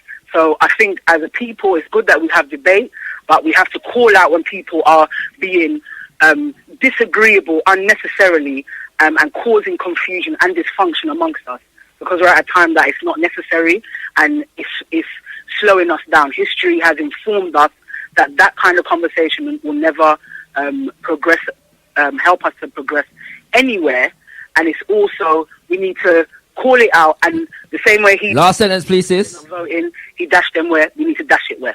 And that's what I have to say. All right, thank you very much, Sister Nahanda. Firing out the phone lines there, kings and queens. The numbers to call are 07923 334 733. Don't worry, guys, we're going to get you to respond, all right? So don't feel no way. The other number is, alternatively, 07399 359 614. Don't hesitate, kings and queens. Don't delay to have your say. It's Africa Speaks with Alkebu-Lan. I did say the text number, the last number that I called in is also the text number, 07399 359 614. Kings and queens, have your say on this very, very important issue. We are asking, since after Brexit, what is the black agenda? All right, I'm going to come to both guests that were just addressed in that last call. First of all, Councillor Martin, our sister's basically saying, look, and it's something that I say quite a lot when I'm doing presentations, full disclosure.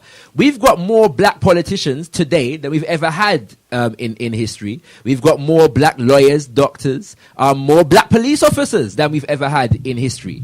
What is the outcome of that? Seems to be that there's also more black people in prison. Yeah. There's more black people in mental health institutions and so on and so forth. So what the question really is, Councillor Martin, what do you have? How can you demonstrate the appreciable benefit, the real tangible benefit of our further and continued engagement in just the political system? So I'm thinking, because of course, what has happened, of course, I've got to remind myself that I'm not amongst my usual groups of people who think purely in terms of success. We will win. No, Councillor Martin. I'm going to say again. Councillor Martin. No, I have to say it because... With respect, Councillor Okay, Martin. With respect. You're giving me the politician answer. Okay. I think the sisters said...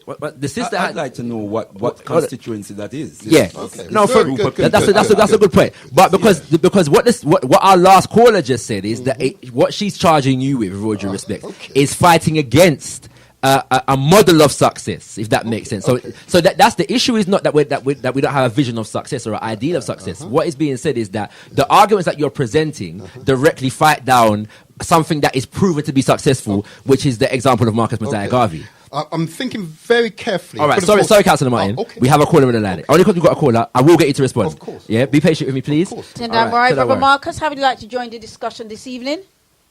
Hello, greetings, Tendai Mori. Tendai Mori.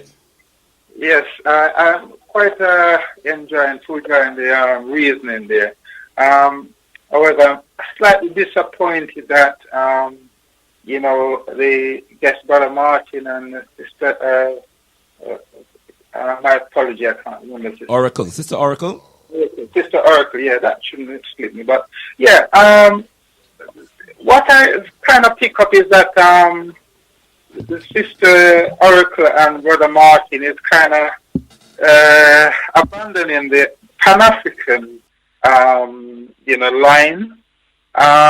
in favor of a Pan-European line. I am one of those who didn't vote, and the reason why I didn't vote is similar to what Brother Leader Mbandaka actually, the line he took. Because we all know, right, whether we study black history or not, we all know how much African people have suffered through slavery and continuously, through colonization and also neo-colonialism. Right now, all of us know the struggle that each family who lost victims, whether through police death in custody or whatever it is, whether it's racist killing over the years. We also know about the schools, how our children go in, doing their best, before they get to school, and after they leave, they're leaving doing their worst. I recently went to a college. 2 times I went to a college to apply for some courses which is well below my ability. I went to apply for a level 2 course, and the people who were there in the community, that doesn't represent the local communities, but they're running the college.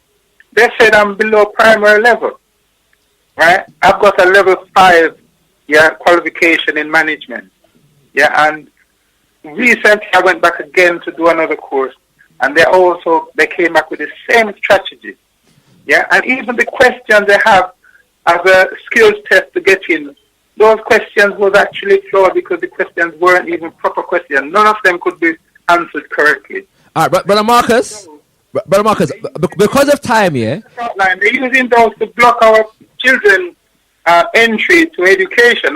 Brother Marcus. So brothers Martin and Sister Oracle, you've said that, Sister Oracle said that Nigerian students are doing better than the average in the UK. But we're not just talking about Nigerian students. If you are saying that... Brother Marcus? Brother Marcus?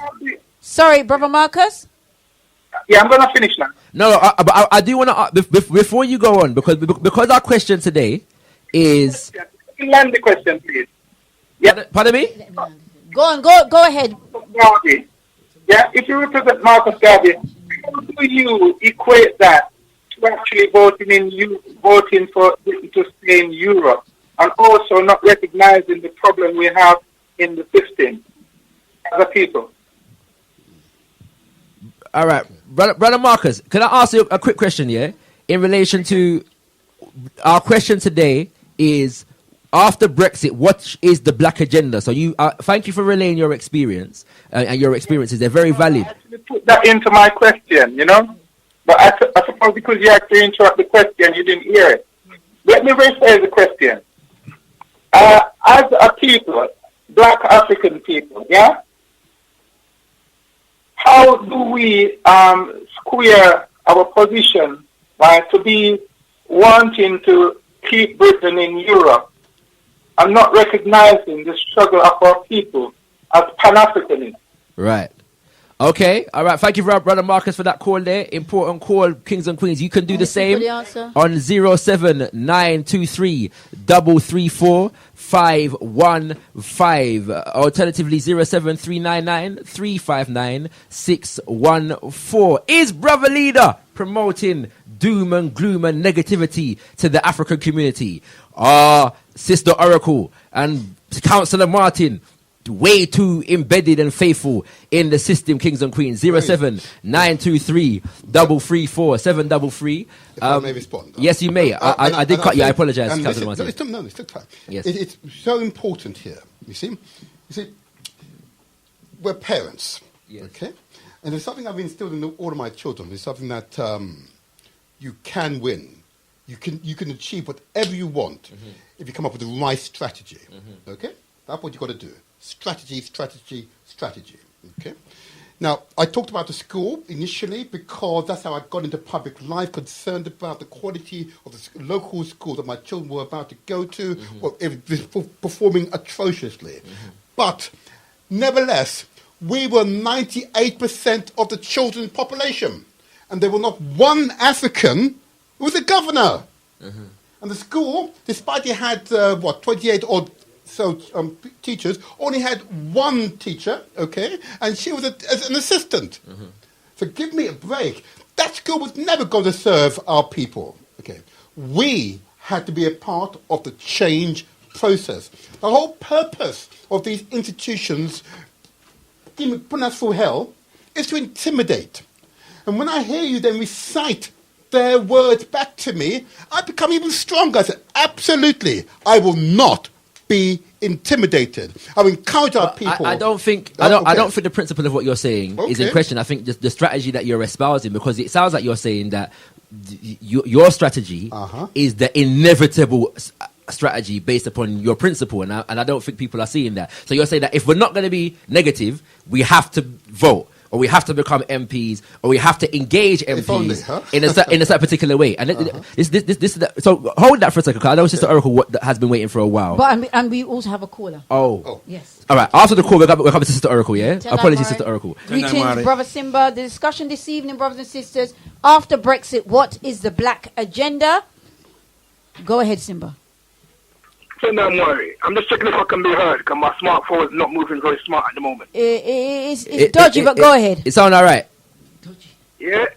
First of all, I just want to say, my phone call primarily is to represent young people, a section of young people that people generally don't speak to or don't address in situations like this. And what I think when I speak to our young people, I realize that our oppressors done a great job of getting us to believe in this thing called it's voting. And what we're basically doing is voting for our own oppression. And that's what it boils down to. And then we have our own people now, like some of our guests in the studio, saying that if we don't vote, then we don't have a say. Yeah, Alkebu-Lan Revivalist movement. That's incorrect. And by the actual law, not voting is a vote of no confidence. So when you vote, you're actually voting for... you're saying we have confidence in these people to make decisions for us. So actually, by not voting, you actually have more of a say because you already voted for the no confidence. If you vote for a particular party and they get into power, basically you have to keep your mouth quiet until the next 4 years so you can vote again. So I think this pushing our young people to vote and getting them to believe in this this Britishness, yeah, that is what is affecting us. We're talking about the black agenda. There is no black agenda if we believe that we are British, because the British agenda is to destroy the African agenda.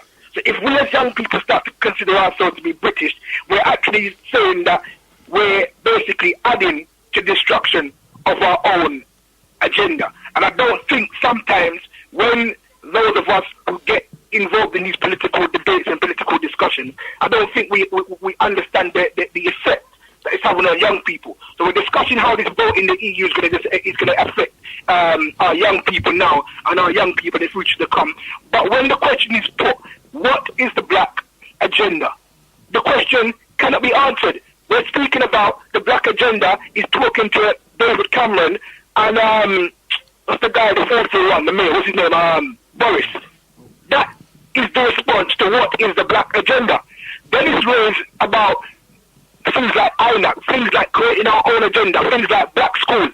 And there's no what's the word I'm looking for? There's no definite or any power behind the support for these suggestions, but we're looking solely on speaking to the government. The same government that's been oppressing us for over 500 years is the same government we're looking to continue our oppression. So I personally don't understand it. I believe that if people need to be honest with themselves, if you do not have an agenda for our people, then sit down and listen to those who do have the agenda and support it, and stop exposing confusion in the community, because it's destroying the young people. 20 years ago, young people wasn't considering themselves to be British. Now our young people consider themselves to be British, and now they think that this exit vote is the worst thing that's happened to black people in how long? All right, Simba, I'm going to have to land you, yeah? Yeah, I'm landing right now. I believe when we look at the vote and we're saying that we should remain, when we're voting for these political parties and basically saying we should wait for, for changes to come, we've been waiting for years. And I think what we're actually saying is, let's allow them to continue killing our young people and while we wait for change. Let's allow them to keep excluding our young people while we wait for change. Let's allow them to keep raping our women while we wait for change. And I'm not on the waiting thing. All right. Galvanizing of our African people, coming together as African people, the African agenda, and moving forward. Thank you very much, Brother Simba. Sister Orko, I did promise you that we're going to come to you next. We're going to take one announcement from Brother Leader first, if I may. Apologies for that, but go ahead, Brother Leader. Yes, Tendai Mwari, and this is a very important announcement, brothers and sisters, in respect of the Interim National African People's Parliament, INAP, and our General People's Assembly. An announcement was made on Saturday that we are convening a community law circle on the 5th of July, which is not tomorrow, but next Tuesday. I am informing the community that has had to be cancelled because of urgent internal matters that we need to address, and we're going to be, the Interim National Organizing Committee is going to be meeting on that evening instead. So the community law circle, as was announced at the General People's Assembly on Saturday, and I know a number of people are listening in this evening. A number of people said you will be listening in. Please be informed that the Community Law Circle for Tuesday, the 5th of July, which is next week Tuesday, has been cancelled. We apologize to brothers and sisters for that, but we are hoping to be able to resume our monthly community law circles in September. We don't usually have them in Mosiah, August, but we are hoping to resume in September and to maintain our monthly law circle gatherings. Tendai Mwari. Apologies again, Sister Urkel. Please spread the word as well. Tendai Mwari. We have a call on the line here, so I will come back to you, I promise. Tendai Mwari, we have Sister Margaret. Sister Margaret, I'm going to ask from now on, brothers and sisters, be very tight with your responses or your comments or your questions. Go ahead. I'm Tendai Mwari. Thank you for letting me on. It's good to see that you all are there together. We do not have a black agenda. I am following you all to see what you all are doing. And whatever you are doing for a black agenda, I would cooperate. And Councillor Martin, don't let us have our thing in public. You were not the first black parent governor in Southwark. I was a parent governor, and because of the racism in schools, I had to fight myself away. And I nearly got locked up. Bye. Can I just throw in here? May I? Just a sentence. I think she's finished. Oh, have you finished, Mama Margaret? Oh, yes, that's it. So, be truthful. What I'm asking is when you're coming out to our people, everybody in the studio there, do be careful and be honest. Because our children listening and we want to make a thing for ourselves, for black people. Good night. Have a good time. All right. Thank you, Mama Margaret. Robert, allow me to come to Sister Oracle first, please, because she has been waiting for a while. It's a sentence. Let him go. He said it's a sentence. That's fine. Yeah, just because Mama Margaret mentioned schools and education again, just to say that the turnover of black staff, black teachers in the educational system, again, is disproportionately high compared to white. But that would be in relation to what Councillor Martin has said in terms of we need to be more teachers, but we're becoming teachers and more leaving teachers out. Are coming into the educational system, and more teachers are leaving the education system. and they spend a shorter time. In fact, there's training. Many of them leave in the training process, and then many of them leave within the first 2 years of an actual placement in school, So because of the racism that they experience and the pressure that they experience. So maybe Councillor Martin wants to think about whether black school is the black agenda. No. Sister Oracle, come true. I was having the rest then. Okay. I don't speak for all black women. I don't speak for a specific group of black women. I do know that the comment about I'm separating men from women is misplaced because of great people like, I've forgotten her name. I'll tell you what, I'm really tired. Sorry about this. It will come to me. But if you read the The Voice last week, black women wrote in and they said, where's our voice in this debate? We've been missing. And I've been one of the few black women that's been able to have a voice in the debate because I've been here and I've done my programme on it. So I'm not saying I necessarily represent the woman that called in. I know that in this country that men kill women regularly, and when women used to retaliate because they were suffering with domestic violence, they used to go to prison for murder. I know because I was in the whole movement at the time that we changed the law so that women who retaliated, not immediately, but after the event, because they exploded, they couldn't deal with domestic violence more, they're no longer charged with murder. That's something that women did. When you look at FGM, it was never a problem in this country. It's a problem now. It was the black women of this country... Just for those who don't know, that's female genital mutilation. It's the black women in this country that came together in various groups, not one group, because I know quite a few of them, but there were different groups that came together and said, we don't want this happening. We need you to do something in terms of the law. So it doesn't have to... black women organising independently. Yes, and then coming together. Right. And this is something I've always advocated, and I started the programme by saying... So we don't have to actually join in any European You do join in. You do, because what you... join European institutions like the police or... I always believe that wherever there's power, you should be sitting at the table of power. That is my belief, and that's not going to change. But this belief that somehow or the other, that makes me... Not for me. Well, I know you know. But for me, I don't... I might not represent that sister, and that's fine. And if, she's got 30 friends and none of them, I don't represent any of them, that's fine, because I'm not necessarily here for them. But there are disparate views within any community, and I think we live in a fallacy when we suggest that there is one voice that can actually do everything. And you just have to look at what's happening in the Tory party.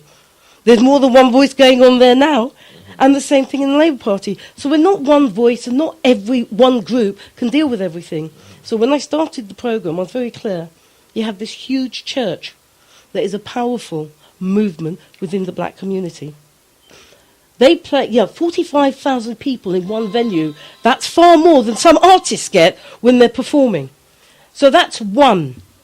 Then I said you have the little groups, and I mentioned Patrick Vernon because you were talking about the Labour Party.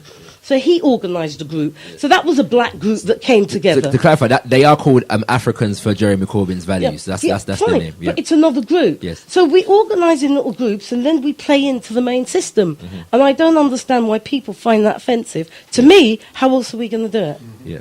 No, do you know what, sis? I don't think that's offensive. I think the argument from what I recall the sister saying is that it's being what Brother Leader has said in terms of having an independent agenda is being opposed in favour of of joining political parties, joining the police force, and so on and so forth. To directly respond to that, yes. Brother Leader's there. He knows yes. I've never said that. I will always encourage movements, yes. individual political movements, yes. to come up with their agendas. Yes. Then you meet up with another movement. That's called grassroots but Councillor Martin's calling it passive-aggressive. So I think he was talking about voting, but he can speak for himself. All right, cool. Okay, Go ahead. We have Brother Max on the line. Brother Max, it is a 1-minute wonder now. The question is, after Brexit, what is a black agenda? Organise. How and with whom? Thanks for the call, Brother Max. Organise with how and with whom? We've got to organise. We've got to look at it from more than one dimension, because we live in a society, and the society needs a different approach from how we have to look at ourselves for our own internal problems. Organise. We've got to play the game, be part of the game.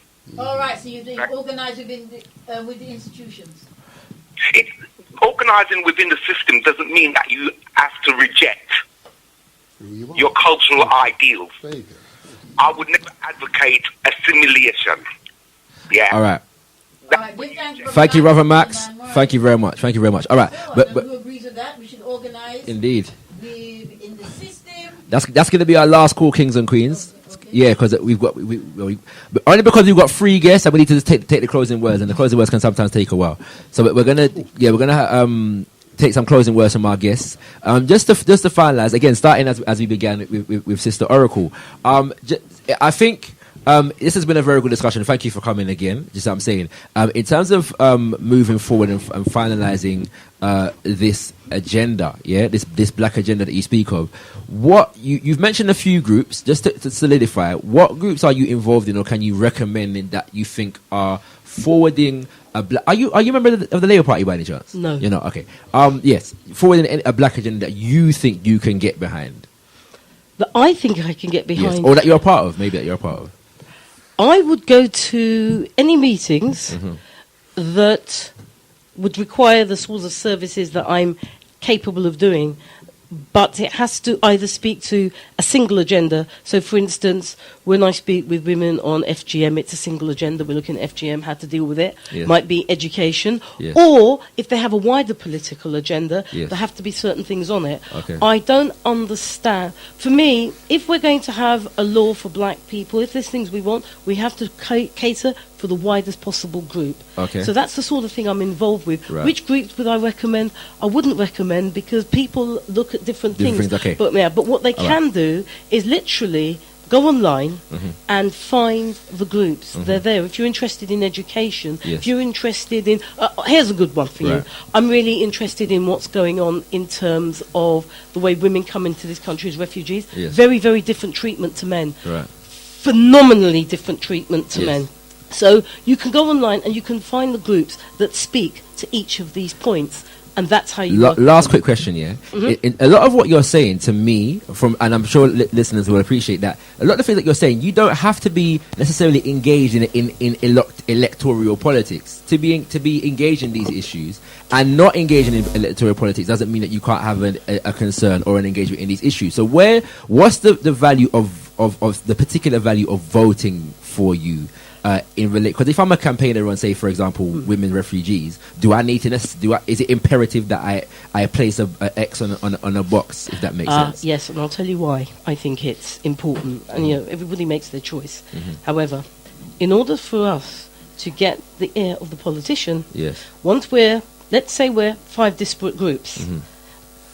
Once you've got those 5 groups with an agreed agenda, you have to go to the politician. Politicians speak to power. They want to come back. Therefore, they're going to listen to you. So he's going to go and talk to his friend, and she will then go and talk to her friend. But if they see that you're not engaging, then they're like, yeah, right, you can be on the back burner. So that's why Pakistani women have an unfortunate role, because they don't vote as much, but Pakistani men are quite powerful in politics. So we have more women involved in politics in the House of Commons than other groups. We're nowhere near representative. No. We should have 91 MPs to make it right. The only place black people are represented, and this was the point I was going to make, is in the civil service. We're actually proportionately represented. Yes. However, if we're going to make a difference, if you have something that you're passionate about, and I've got a list of things, then find one of the groups and join the group. Then those groups all come together, and then they put pressure on government. And we can say, it's why that church is so powerful, because they literally say, well, we can swing it. All right. Because there's 45,000 of us here. Yes. Fight with that. All right. That's why. Thank you, Sister Oracle. Thank you very much. Councillor Martin. Let me start by asking, are you a Corbynite? I most certainly want the... Corbynista is the word. Corbynista, all right. Okay. I go along with the democratic process that the Labour Party... So you wasn't outside Parliament today. I've gone along in support with the of the leader. process of the Labour Party, and I wish to see it in power. The Labour Party in power is more likely to promote our agenda than Now, Conservative or other parties. in closing, that's what I really want you to substantiate, because you're a Labour Party councillor, and many would argue that really and truly, they don't see how the Labour Party has served our agenda, even though the black community in this country is known to vote Labour as a matter of religion almost, yeah? So, and the dividends on the other end in terms of return doesn't seem to manifest itself. So how do you substantiate that support for the Labour Party, and how does the Labour Party serve our agenda? Again, I'm going to answer the question, but it has to be slightly tangential. Be very quick, because our show finishes very soon. Very quick. You see, this discussion and engaging someone like me in this very public forum, is difficult. Right. Because there's much I want to say. So we have to get you off the record. No. Much I want to say, but it wouldn't be right because the opposition are listening. Okay, it's simple as that. Okay, but isn't that? I don't want to cut you, but isn't that an example of how establishment politics can't serve us? Because you cannot say seriously think about it. You cannot say what is correct for the black community because it might offend conservative MPs. Okay, or, do you know what I'm saying? Isn't that a shackle that you don't really need? Absolutely. Let me respond again. Okay, I'm just like any other politician. Okay, I just happen to be of African heritage, and there are other communities who've made sure their representatives are indeed politicians. Okay. Now, we're in a very competitive and very aggressive environment. Okay? Yes. I'm used to it. Yes. But what I'm also used to is our people. All too often, our people talk about the defeats, the feelings of depravity around their current situation, and not talk about the optimism and their successes. The problem of talking about the defeats and depravity means that a young person will ring up, and all that young person will focus on is how defeated we are, how outmaneuvered we are, how other people are more intelligent than they make sure we've got nothing, when it's absolutely wrong. I left a meeting in which quite a number of people are very wealthy. This is TRAs, very, very wealthy. I left a meeting in which their children attend local schools and they're school governors, and they're powerful members of that institution. I left a meeting in which they are members of the local hospital trust, okay? And they're telling us about the policies of that trust and how they're influencing it so it benefit our people. And I can go on and on and on and on. In other words, I left a meeting where Africans felt truly empowered, able to control the environment that they occupy and shape it in such a way that our children will benefit from it. Lastly, I won't be able to take it on Sister Oracle. I'm sorry. It's something that But what it is, we've got SG Vibes coming up next. I don't want to eat into his time too much. We're already going to go a little bit over, okay? So I apologise, sis. Yeah? But it's something that I owe. It's just something that Brother Leader Mbandaka. Can you say it in 10 seconds? I can say it in 10 seconds. Go ahead. Yes. Brother Mbandaka, what we were saying earlier, I said if you believe in a party that is exclusive of everybody, it's just black people together in a little space by themselves, I said that's akin to what UKIP do. That would be same as Black Kip. Now, question is, do you believe that black people should be by themselves in a place exclusive to everybody else? We're going to get Robbie to answer that very, very, very, very quickly in his closing words. Okay, and Fannie Lou Hamer is the name of the woman that I forgot. We pour libation to her otherwise. Right, and finally, if you don't believe in that whole separatism thing, then I owe you an apology, and I'm more than happy to give you an apology because I misunderstood you. So there you go. That's it. I'm done. Councillor Martin, last and finally with yourself. Just like Sister Oracle has done it, people correct the charge that in effect, whilst you're accusing not just Brother Leader but the likes of Brother Leader of promoting negativism and the doom and gloom or passive aggressive. Some are arguing that in effect what you're doing, when you say you're promoting a vision of success, you're actually detracting from the vision of success and promoting doom and gloom and whatever with regards to what Brother Leader is actually presenting. In other words, you're saying that Africans independently organizing outside of the system is not a viable strategy for success. No, forgive me. I never said that. Right. And let me again underscore what I said right at the very beginning. I said when I was in the studio, I said, look, his name was different then, but the chief of Chief Kwambaba, I said, look, I will do it, but I must know the community will support me. Yes. I'll need technical advice. I need people who can give me objective opinions on policy that we might vote upon. I need people who read documents and give me a synopsis so I can understand the document in 5 minutes. I need our people to believe that by virtue of our numbers, we should command specific part of London. All Because right. our numbers are so great, we should not be dependent on other people controlling that piece of land. And so they've got to believe that we have the power. Okay. Right. Thank you very much, Councillor Martin. Thank you for joining us on this show. We're going to go to Brother Leader very, very quickly now in terms of closing. And what you need to do to Brother Leader in our closing is substantiate the imperative or the superiority of independent organisation over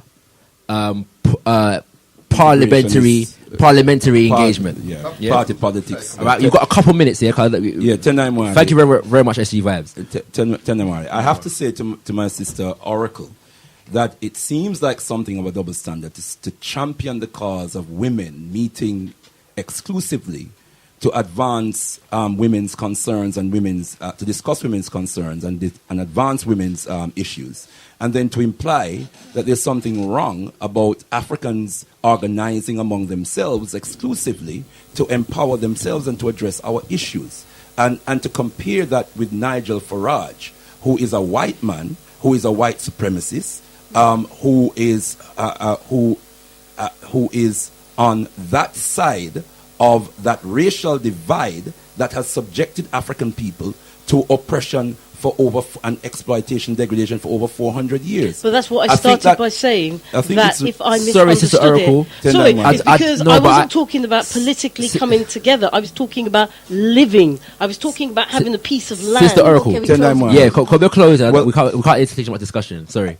I'm so sad that we don't have more time because there are a number of things I would want to address here. No, we just got the inference, for instance, that 45,000 black Pentecostals are so politically engaged and so dynamically involved in political activism. I don't know where these 45,000 people are. On paper. I know a lot of black Pentecostals. I'm engaged with a number of them who are frustrated by the lack of social and political engagement. I'm not saying there aren't 45,000 Brother Leader Pentecostals. No. Brother Leader, I'm talking about the level of political engagement, and I don't know how I can't see the evidence of them engaging in the wider community, and that concerns me, and it concerns a lot of more conscious black Pentecostals that I know. I see models in the United States that I don't see here. But let me just close with the words of Papa Garvey. He says, and I'm reading very quickly, I'm going to close on this because I know we're out of time. Page 29 of Message to the People, okay? Course of African Philosophy, and its aims and objectives is the objective number 6 of what the UNIA-ACL stands for, Papa Garvey's organization, to assist in the development of, he uses the word Negro, which is a term used then, of African nations and communities. And Papa Garvey says the African should develop every section of the communities in which he lives. That is his, so that he may control that section or part of that section of the community. I wanted to read more, but because of time, I will not. That is what I am inspired by, and I didn't answer fully the question about what is my black agenda. Well, my black agenda is the Alkebu-Lan revivalist movement in conjunction as a liberation movement that is based upon an African-centered spiritual cultural philosophy called Alkebu-Lan Livity, which means living according to the divine teachings and traditions of our mother culture, and which adheres to the nationalist Pan-Africanist ideology of Marcus Mosiah Garvey and Papa Omowale Malcolm X, and I would break that down if I had time, but I don't have time to break it down. My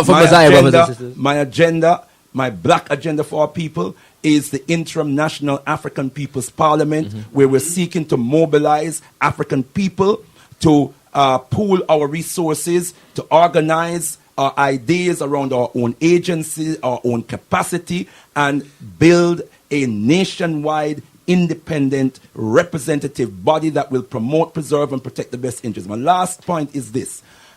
I know that there are those among us who are engaged in so-called mainstream politics. I accept that that is part of our living reality, and therefore I accept that people like me must work with them. But I'm saying if you are engaged in the mainstream, any aspect of the mainstream, Sister Oracle talk about having a seat. Anyway, there's power, we should have a seat But if we're not coming from a power base, if we're not backed up by a power base, we will get absorbed by power. Yes. We will get neutralized by power because we don't come with any power. And one individual up against organized forces does not represent power. I don't care how deluded you are. That does not represent power. Power only comes from the people united and organized. And only African unity and organization will yield power to African people. So I say unite and close, as I always do, with the words of the most eminent prophet and king, His Excellency Marcus Mosiah Garvey. Unite, organize now or perish. Say it again. Unite, organize now or perish. Rise, you mighty African people, for you can accomplish whatever you will. Here's some positive word sounds, so please, brother, indeed. Thank you very much. All right. Thank you very much, Brother Leader. Lifting word sounds. Thank you very much, Brother Leader. Thank you very much, Councillor Martin. Thank you very much to right Sister through. Oracle. You just weren't listening, Councillor Martin. Thank you very much, Sister Oracle, for joining us on this show. I'm sure brothers and sisters enjoyed that, and we'll get more every week on Africa Speaks. We are furthering and discussing the Black agenda.